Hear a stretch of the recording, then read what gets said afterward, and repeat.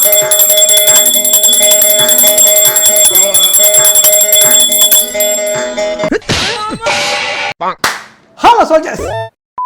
Soldiers நம்மலாம் வந்து எதிர்பார்த்த மாதிரி நம்ம பாரு அக்கா வந்து வெளியே அனுப்பிச்சிட்டாங்க. அதுவும் சாதாரணமா இல்லை, ரெட் கார்டு கொடுத்து வெளியே போடா. சாதாரண சந்தோஷம் இருக்காதுடா, ரெட் கார்டு கொடுத்து அனுப்பிச்சு தெரியுமா? அங்க நிக்கிறடி என் மனசுல உள்ள பாரமே குறைஞ்சிருச்சு. நானும் வந்து ரொம்ப நாளா வந்து பல வீடியோக்களை வந்து இங்கிட்டு பிறகு தனி வீடியோ போட்டு இருந்திருப்பேன். இந்த விஷயம் தனியா செலிப்ரேட் பண்ணோம், அது உடனே வீடியோ பண்ணா அவ்வளவு சீக்கிரமா போட்டிருக்கேன். ஐயோ சந்தோஷத்துல எனக்கு கை ஓடல கால் ஓடல. நான் இது நினைக்கிறீங்க பல பேர் வந்து இன்ஸ்டாகிராம்ல ரீல்ஸ் மீம்ஸ்ல எல்லாம் வந்து விஜய் சேதுபதியை டேக் பண்ணி இதுக்கு என்ன பண்ண போறீங்க, இதுக்கு என்ன ஆக்ஷன் எடுக்க போறீங்கன்னு கேட்டதுல நானும் ஒரு ஆளு. பட் ரெட் கார்டு வந்து ரொம்ப அன்எக்ஸ்பெக்டட். அது என்ன சொல்றது, ரொம்ப ஹாப்பியா இருக்குன்றதை விட அவங்களுக்கு பேனிக் அட்டாக் ஆயிடுச்சு. அப்படி இருக்கும்போது மெடிக்கல் டீம் இருக்கு, அப்போ நம்ம என்ன வேணா பண்ணலாம் அப்படின்னு அவங்க இருந்த மைண்ட் செட் எனக்கு பிடிக்கல. 89வது நாள் கார் டாஸ்க் கொடுத்துருந்தாங்க. காலை யாரு காலில் கீழே வைக்காமையும் தூங்காமையா இருக்கிறாங்களோ அவங்களுக்கு தான் பாயிண்ட் தான் கணக்கு. என்னாச்சு பரவல உட்காந்துட்டு இருந்தாங்க. பாராக்காவோட பிளான் என்ன அப்படின்னா ட்ரிகர் பண்ணி துரத்து விட்டுறலாம் பல பேரை, அப்புறம் நம்ம ஏச்சிடலாம்ல அப்படின்னு பிளான் பண்ணிட்டு இருந்தாங்க. என்ன ஒரு புத்திசாலித்தனம். கரெக்டா கரெக்ட். இது என்னாச்சு, விக்கில்ஸுக்கு வந்து ஆனா இறங்கிட்டு வேலைக்கு வந்துட்டாரு. மற்ற பேர் துரத்தலாம் நினைக்கும் போதுதான் என்னாச்சு, இவங்க வந்து சாண்ட்ரா வந்து சீன்னாங்க. ஒரு சீனும் போது சாண்ட்ரா சீன்னாங்க. பார்வம் கம்பெனி சேர்த்துக்கிட்டு இவங்கள வந்து ஸ்கேம்ட்ரா அப்படின்னு திட்டிக்கிட்டு இருந்தாங்க. ஓகேவா, அவங்க குழந்தைங்கலாம் பத்தி பேசும் போது அவங்களுக்கு இன்னும் கொஞ்சம் டென்ஷன் ஆயிடுச்சு. யூஸ் பண்ணிக்கிட்டாங்க. அதான் அதை கரெக்டா யூஸ் பண்ணிட்டு துரத்தி விட்டலாம் அப்படின்னு பார்த்துட்டாங்க. ஆனா அவங்க வந்து வெளியே போற மாதிரிலாம் இல்ல. அதான் என்ன பண்ணாங்க, ஸ்கேம்ட்ரா சொல்லிட்டு இருந்தாங்க. எல்லாருக்கும் எல்லாம் மனுஷங்க தான், சும்மா இருக்க முடியாது இல்லையா. திருப்பி அவங்க கேள்வி கேட்டாங்க. ஆனா வந்து நீ வந்து காமுருதீன் அப்படின்னு சொன்னாங்க. என்ன அப்படின்ட்டு தலைவன் இருக்கதே ரொம்ப கீர்த்தரமா கேடுதலமா பேச ஆரம்பிச்சிட்டாரு. உன்னைய பத்தி நான் கூட என்ன ரசிக்கிறேன், நீ சீப்பாளா இருந்திருக்க. அப்ப நீ இன்னும் குழந்தை பத்துவதான்ட்டு ரொம்ப அடிமனத்தமா கேவலமா பேச ஆரம்பிச்சாரு கமுரு. இது என்ன சொல்றது, உண்மையா இதுக்கு முன்னாடி 2 பேரும் சண்டை போட்டாங்க, அடிச்சுக்கிட்டாங்க. அவன் பேட் டச் பண்ணிட்டா தெரியுமா அப்படின்ட்டு பாரு சொல்லும் பொழுது அவங்க பாரு பக்கம் இருந்து பேசுனது யாரு அப்படின்னா நம்ம சாண்ட்ரா தான். அவங்க தான் ஒரு அக்கா மாதிரி கூட இருந்தாங்க. அப்படி அக்கா மாதிரி கூட இருந்தவங்களையே இவங்க என்ன பண்ணாங்க, இரு நான் தள்ளி விடுறேன், வெளியே இது பண்றேன் அப்படின்ட்டு டோரை திறந்து கீழே தள்ளி விட்டது நம்ம பாரு தான். சரி, அது லேடிஸ் சொல்றாங்க, ஓகே. லேடிஸ் கமுது நீ ஏன் காலை வைக்கிற, இது தலைவன் வந்து காலை எட்டு வதிக்கிறாரு. இதுல வேற நம்ம விஜய் கேட்டிருப்பாரு என்னன்னா வந்து இது எப்படி பண்ண செஞ்சு காட்டுங்கன்னு கேட்டும்போது வினோத் வந்து டெமோஸ்ட்ரேஷன் செஞ்சு காமிச்சிருப்பாரு எப்படி தள்ளி விட்டார் அப்படின்ட்டு. நான் நல்லா பண்றனோ இல்லையோ, ஆனா நீ நல்லா பண்ற. இவர் காலை தள்ளி விடுறதுனால அவங்களுக்கு என்ன ஆச்சு, அவங்களுக்கு மேல அதை மென்டலி கண்ட்ரோல் பண்ண முடியாம அவங்களுக்கு வந்து பேனிக் அட்டாக் வந்துருச்சு. ஒரு அட்டாக் வந்துருச்சு. அவங்க வந்து பிக்ஸ் வச்சு நினைச்சிட்டு இருந்தாங்க. வெளியே இருந்த நம்ம விஜய் சேதுபதி தான் சொன்னேன். இல்லைங்க பிரஜினா இல்லைங்க. வெளியே இருந்து சபரியா அதெல்லாம் இல்லைங்க. எதையாச்சும் சொல்லியா. விக்கில்ஸா இதை சொல்றதுக்காயா எவ்வளவு காலம் படாத பாடுபட்ட. வெளியே இருந்த விக்ரம் தான் வந்து அவங்களுக்கு வந்து ஹெல்ப் பண்ணியிருந்தாரு. அதுக்கப்புறம் ஆயிடுச்சு புரிஞ்சுக்கிட்டு சபரி வினோத்தும் தோத்தாலும் பரவாயில்லன்ட்டு அவங்களுக்கு ஹெல்ப் பண்ணியிருந்திருப்பாங்க. உண்மையிலே பாராட்டலாம். நல்லா இருப்படா போடா, ஒன்னெல்லாம் ஒண்ணும் பண்ண முடியாது. அவங்க வந்து தூக்கிட்டு போகும்பொழுது பிக் பாஸ் டீமே வந்து மெடிக்கல் டீமை கூப்பிட்டு இது பண்ணியிருந்தாங்க. இதுல வேற வந்து இதுமாதிரி ஆயிடுச்சு மற்ற கிளாஸ்லாம் கத்தும் பொழுது இவங்க 2 பேர் பேசிக்கிறாங்க. அதெல்லாம் மெடிக்கல் பார்த்துப்பாங்க, அதெல்லாம் பிரச்சனையே கிடையாது. வாய் மட்டும் இல்லைன்னா நாய் தூக்கிட்டு போயிடும். பிரச்சனை கிடையாது, என்ன வேணா பண்ணுவீங்க நீ. அவ்வளவு தெரியுமா உனக்கு? இது மாதிரி பெரிய பிரச்சனை ஆனதுக்கப்புறம் வெளியே வந்ததுக்கப்புறம் அப்பதான் வந்து சாப்பிட்டு இந்த பக்கம் போனாரு. பட் அவர் உள்ள வரதை பார்த்துட்டு அவங்களுக்கு மறுபடியும் பேனிக் அட்டாக் இன்க்ரீஸ் ஆயிடுச்சு. அவங்க வந்து ரொம்ப குழந்தைத்தனமா தான் இருக்காங்க. இல்ல அவங்க ரொம்ப ட்ராமடைஸ்டா இருக்காங்க. ஆமா, ட்ராமடைஸா இருக்காங்க, அது குழந்தையா தான் இருக்காங்க. அவங்கள வந்து மறுபடியும் இது பண்ணும்போது அவங்க மறுபடியும் பயந்துட்டாங்க. காரணம் டிகிரி பண்ணது. ஸோ அதனால வந்து அவங்க வந்து பயந்துட்டாங்க. ஓகேவா, அதுக்கு தலைவலியை வந்து சொல்றா அப்படி என்ன சும்மா சீனு போடுறாங்க, சும்மா ஆக்டிங் பண்றாங்க.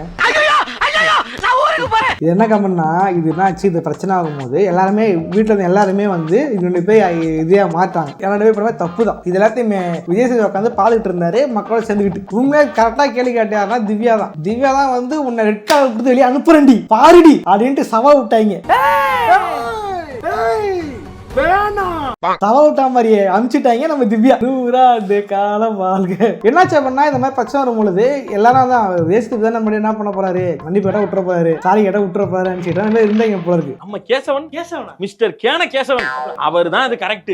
விஜய் இது என்ன ஆச்சுன்னா, மேபி இந்த மக்கள் வந்து இந்த இதெல்லாம் பார்த்துட்டு இதெல்லாம் லைவ்ல பார்த்துட்டு உங்களே இந்த லைவ் நடந்துட்டு இருக்கும்போது எல்லாம் வீடியோ ரெக்கார்ட் பண்ண ஆரம்பிச்சிட்டாங்க. ஒரு லிமிட் ஆயிடுச்சு, லைவே கட் பண்ணிட்டாங்க ஹாட் ஸ்டார்ல. இதெல்லாம் பார்த்துட்டு கட் பண்ணி அவன் இன்ஸ்டாகிராம்ல போட்டு விஜய் சேதுபதி டேக் பண்ணி பண்ணி எல்லாம் கேட்க ஆரம்பிச்சாங்க. ஏன் இது ஒன்றும் பண்ணாமல் இருக்கீங்க, ஆல்ரெடி ஏகப்பட்ட கசமசம் பண்ணிட்டு இருக்காங்க, அது எதுவுமே கண்டுக்கல, இதையும் நீ கண்டுக்காம பண்ற எப்படின்னு கேள்வி கேட்டதுக்கு அப்புறம் தான் இன்னைக்கு விஜய் சேதுபதி வீரம் வந்து 2 பேர் ரெட் கார்டு கொடுத்துருக்காரு. அண்ட் இது சீசன் 9. இதுக்கு முன்னாடி நடந்த இத்தனை சீசன்ஸ்லயே ரெட் கார்டு வாங்கின ஃபர்ஸ்ட் விமன் வந்து பாரு தான். அவங்க அந்த பெருமை அவங்களுக்கு தான் சேரும், எப்பயுமே அவங்களுக்கு தான் சேரும். நான் நம்பர் 1. ஆக்சுவலி நான் ரெட் கார்டு வந்து சும்மா எவிஷன் கிடையாது, எவிஷன் வேற ரெட் கார்டு எவிஷன் வேற. எவிஷன்னா வந்து வழக்கமா ஏவிலாம் போட்டு காமிச்சு அவங்க போயிட்டாப்பா தம்பி அமுச்சு விட்டு மெமரிஸ் போட்டோஸ் ஓகேவா எல்லாமே இது பண்ணி இவங்க எத்தனை நாள் வீட்டுக்குள்ள இருந்தாங்களோ அத்தனை நாள் பேட்டாக் போட்டு கொடுத்துருவாங்க. விஜய் சேதுபதி வந்து வெல்கம் பண்ணி பேசி அமுச்சு விடுவாரு, சேலரி காசு வந்துடும். அதே மாதிரி இந்த லாஸ்ட் டே செலிப்ரேஷன் இன்வைட் பண்ணுவாங்க, ஏதாவது விழா நடத்தாங்கன்னா கூப்பிடுவாங்க, நடக்கும். அப்புறம் பிக் பாஸ் கொண்டாட்டம்னு ஒன்று நடக்கும். அப்படியா? பிக் பாஸ் பண்ண கூப்பிடுவாங்க. பட் இது பாத்தீங்கன்னா கூப்பிட மாட்டாங்க. ரெட் கார்டு வாங்கினா அதோட கிளம்ப வேண்டியதுதான். யோசிச்சு பாருங்க, நீ எதுக்காக வந்து எல்லாரையும் ட்ரிகர் பண்ணிக்கிட்டு எல்லாருக்கும் கிட்டே கெட்ட பேர் எல்லாரையுமே முதுகுல குத்திக்கிட்டு இருந்தியோ, அதை விட டைட்டில விட அதுதான் அந்த சேலரிக்கே கிடைக்காது. அதுதான் வந்து ஆண்டவன் வைத்த ஆப்பு என்று சொல்லலாம். ஆண்டவன் இருக்காண்டா, உனக்கு அழிவு ஆரம்பம்டா, ஆரம்பம். ஆண்டவன் வைத்த ஆப்புல மக்கள் வைத்த ஆப்பு கண்ணுக்கு தெரியாதடியோ. உண்மையாதாங்க. ஆக்சுவலி கமருதீன் போவானே வினோதா ரொம்ப தேவை அழுதாரு. நல்ல பையன் தான்ப்பா, அப்படி ஆயிட்டாப்பா அப்படி சொன்னப்பா. பலர் டைம் சொன்னேன் பொட்டாச்சி சாவாசம் வேணாம்னு, கடைசி வரைக்கும் கேட்க மாட்டேன்ட்டானே. பொண்ணு நம்பாதீடா, வீட குத்துருவாங்கடா, ஏமாத்திடுவாங்கடா அப்படின்ட்டு தலைவன் அதை சொல்லிட்டு இருந்தான். கையெழுத்து போடாதீங்க, காசு கோசமா உள்ள வந்தான், கதையே இல்லாம போயிருச்சுப்பா அப்படின்னு சொல்லிருப்பாரு. கட்டுதான், காசு கோசம் எல்லாம் உள்ள வந்தாங்க, கட்டுதான். பட் எல்லாருமே கொஞ்சம் அடிக்க வச்சாங்க. எல்லாருமே வந்து யாரும் எகிட்டு போகல, லேடிஸ் கிட்ட வந்து லிமிட்டா நடந்துக்கிட்டாங்க. தலைவன் தான் வந்து லேடிஸோ ஜென்ஸோ ஓவரா பாஞ்சிட்டு இருந்தாரு, ஓவரா திமிரு ஆகிட்டு இருந்தாரு. பிரஜன் வந்து உள்ள கன்ஸ்டா இருந்தாரு. பிரஜனோட ஒய்ஃப் தான் இவங்க. என்னதான் இருந்தாலுமே ஒரு ஃப்ரெண்டோட ஒய்ஃப் போது அவங்க நடந்துக்கணும் இருக்கா இல்லையா? அவங்கள வந்து செருப்பா அடிப்பேன் அப்படின்னு சொல்லி தப்பு. அப்படியே ஃப்ரெண்டோட ஒய்ஃப் இருந்தாதான் அப்படி ட்ரீட் பண்ணணுமா? இல்ல, வயசுல மூத்தவங்க எல்லாருக்குமே வயசுல மூத்த பெண்களுக்கு கண்டிப்பா மரியாதை கொடுத்து தான் ஆகணும். ஓகேவா? இல்ல, எல்லாருக்குமே மரியாதை கொடுக்கணும். அவங்க ஒரு கண்டஸ்டன்ட், நீ எப்படி ஒரு கண்டஸ்டன்ட்டோ அதே மாதிரி அவங்க ஒரு கண்டஸ்டன்ட் தான். அவங்களும் ஒரு வேல்யூஸ் இருக்கு அவங்களுக்கு, அதனால தான் அங்க நிக்கிறாங்க. அவங்கள வாடி போடின்னு சொல்றது, செருப்பாடிப்பேன்னு சொன்னது, ரொம்ப செக்ஷுவலா பேசுறதுன்றது தப்புனே. நீ யாராவனாலும் இருந்துட்டு போ, தப்பு. இது மட்டும் இல்ல, தலைவன் அந்த வீட்டுல எந்த பேர் கடையும் சுத்திட்டு இருந்தா அப்படி ஒண்ணு ஏரோரா இல்ல பாரு. இதுவா திவ்யா நதியா ரெண்டுமே. பார்வை பார்த்து நீ பார்க்க எக்ஸ் மாதிரி இருக்க, ரொம்ப பிக்ஸா எல்லாம் சொன்னது யாரு? இதெல்லாம் பண்ணனாலதான் உள்ளதும் போச்சு அவ்வளோன்ற மாதிரி அவருக்கு வந்து 90 நாள் காசுமே அவுட்டு போயிடுச்சு. அவர் ஒரு சீரியல்ல ஒரு லீட் ஆக்டர், அதுல எப்படி இதுல அவருக்கு பேர் போயிடுச்சு, எப்படி அவங்க திரும்ப அவரை கேஸ்ட் பண்ணுவாங்க, அடுத்து அவரோட கெரியர் என்னாச்சு, திரும்ப எப்படி இன்னொரு சீரியல்ல அவரை கேஸ்ட் பண்ணுவாங்க. என்னோட கெரியரின் உச்சத்தை உதறிட்டு அந்த ஊதியத்தை உதறிட்டு உங்களை மட்டுமே நம்பி வந்திருக்கேன். Meanwhile,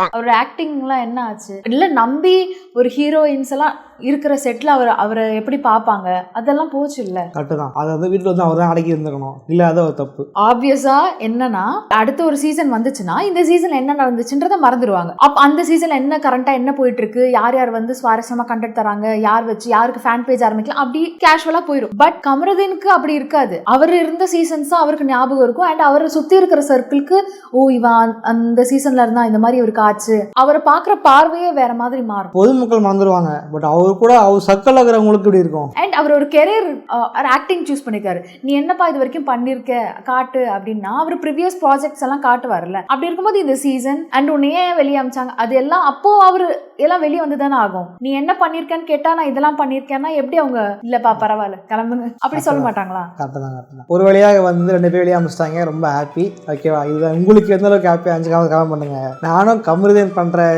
நான் சொல்ல கமருதீன் எனக்கு விருப்பம் இல்லை, அவர் பண்றது தான் இருந்துச்சு. கொஞ்சம் அட்ரஸ் பண்ணலாம் இருந்தோம்னா எண்ணம். ரொம்ப எபிசோட அட்ரஸே பண்ணாம இருந்தாங்க. இது அட்ரஸ் பண்ணாங்க, பண்ணாம ரெக்கார்ட் கொடுத்துட்டாங்க. மேபி அட்ரஸ் பண்ணாததால இல்ல இது ஒரு தேரி, இதுல ஒரு தேரி ஒன்று இருக்கு. என்ன அப்படின்னா இத்தனை எல்லாம் ரெக்கார்ட் சொன்னாங்க, ஏன் ரெக்கார்ட் கொடுக்காம கூட வச்சிருந்தாங்க அப்படின்னா இந்த சீசனுக்கு நல்லதோ கெட்டதோ ஃபேமஸ் ஆகுது ஒரே காரணம் பார்வம் கமருதீனும் தான். 2 பேர் லவ் பண்ணி சுத்திட்டு இருந்தாதான் அது ஒரு டிஆர்பி ஏறிச்சு, சண்டை போட்டு டிஆர்பி ஏறிச்சு, எல்லாம் மீன் போட்டுட்டு இருந்தாங்க. ஸோ ஃபேமஸா 2 பேரை தூக்க வேணாம், வச்சுக்குவோம், கடைசி 10 நாள் இருக்கும்ல அப்ப தூக்கிடலாம்னு பிளான் போட்டு தூக்கிட்டாங்களே என்னமோ. இதுதான் சாண்ட்ரா சொன்னாங்க, இதை வச்சுதான் நீங்க இவ்வளவு கண்டென்ட் கொடுத்து தான் இவ்வளவு தூரம் வந்திருக்கீங்க அப்படின்ட்டு. அதான் பண்ணிட்டாங்களா என்னமோ. இது என்னடா காமெடினா முதல்ல ரெக்கார்டு கொடுத்திருந்தா அந்த 10 நாளைக்கு தான் வந்து காசு கொடுக்காம இருந்திருக்கும். இப்போ 90 நாளைக்கு காசு தரவிடாமல என்ன ஒரு ஐடியா. என்னடா புத்தலாட்டாது. ஒருத்தன் டேஞ்சர் தெரிஞ்சதுக்கு அப்புறம் திரும்ப அவங்க கிட்ட போறதே தப்பு. அவன் கேரக்டர் தெரிஞ்சு அதே மாதிரி வந்து முடிஞ்ச அளவுக்கு வந்து என்ன நம்ம டாக்ஸ் எல்லாம் வாடுறோம், நம்ம எதுவும் பண்ணலாம்னு சொன்னாலுமே அடுத்தவங்களுக்கு துன்பம் தராம இருக்கிறது நல்லது. அடுத்தது துன்பம் தந்துதான் நம்ம வந்து இன்னும் நினைச்சீங்கன்னா இது ரொம்ப கஷ்டம். சச்சின்ல எங்க அண்ணா ஒன்னு அருமையா சொல்லியிருப்பாரு, எது சொன்னாலும் அவர் நல்லதா தாங்க சொல்லியிருப்பாரு, அதை போட்டு என் கிளறிக்கிட்டு இருக்கீங்க, போய் வேலை வெட்டிய பாருங்க. அடுத்தவங்களை கஷ்டப்படுத்தாம நம்ம ஹாப்பியா இருந்தானா அது ரொம்ப நல்லது. பட் அடுத்தவங்களை கஷ்டப்படுத்துற ஒரு சின்ன ஸ்மைல் கூட தப்பு தான். என்ன ஒரு நெஞ்ச குத்திட்டோமா. இல்ல ஓகே பஸ், இந்த வீடியோ லைக் பண்ணுங்க, ஷேர் பண்ணுங்க. பல பேர் வந்து இதை பத்தி பல சொல்லிங்க, அதான் ராவா கஷ்டப்படின்னு சொல்லி போட்டிருக்கேன். ஸோ இந்த கண்ணெலாம் ரெண்டு இருக்குது பார்த்தீங்களா. ஓகே சோல்ஜர்ஸ், இதே மாதிரியான இன்னொரு சுவாரஸ்யமான வீடியோ சந்திக்கிறேன். போட்டுறேன். பாய்.